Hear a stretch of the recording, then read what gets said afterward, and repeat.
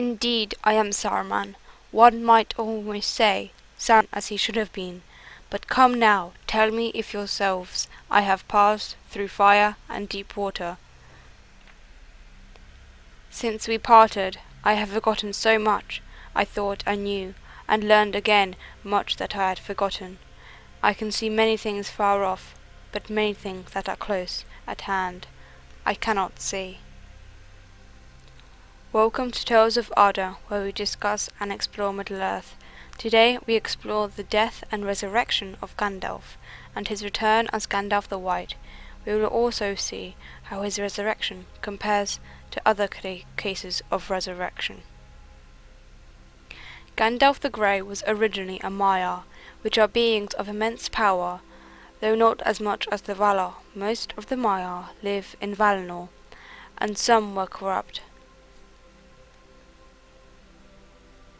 But most served the Valar, the indirect rulers of Arda, and themselves servants of Eru-Ilúvatar. Gandalf's actual name was Olorin, and only did he refer to himself as Gandalf when he came into Middle-earth.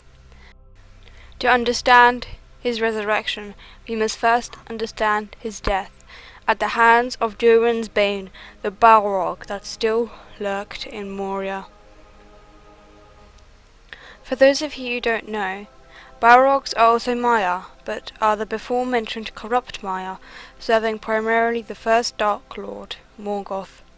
And so, when the Fellowship of the Ring wake the Balrog, Gandalf bravely sacrifices himself in order to bring down the Balrog and save the rest of the Fellowship. His selfless death granted him a special gift from Eru-Ilúvatar, the gift of resurrection. Let's take a pause and examine resurrection in the world of Tolkien as a whole. We know that except Gandalf, Finrod Felgund and Glorfindel, both are resurrected sometime in the second or third ages. But we also know that after the prophesied battle, Dagod-Dagorath, all elves and men and kind-hearted beings will be returned to help create and usher in a new time without sorrow or evil. Valinor will also be brought back, and he will then surrender the Silmarils to rebuild the two trees of Valinor, but that is a different topic in itself. For Gandalf to be given resurrection is a testimony of his actions, as he is sometimes considered to be the only wizard or Istari, as they were known to complete his errand. And so Gandalf is sent back to Middle-earth, even more powerful, before deemed, and the only Maiar we know of to resurrect because of his selfless acts. And this brings us to how his resurrection compared to Glorfindel and Finrod.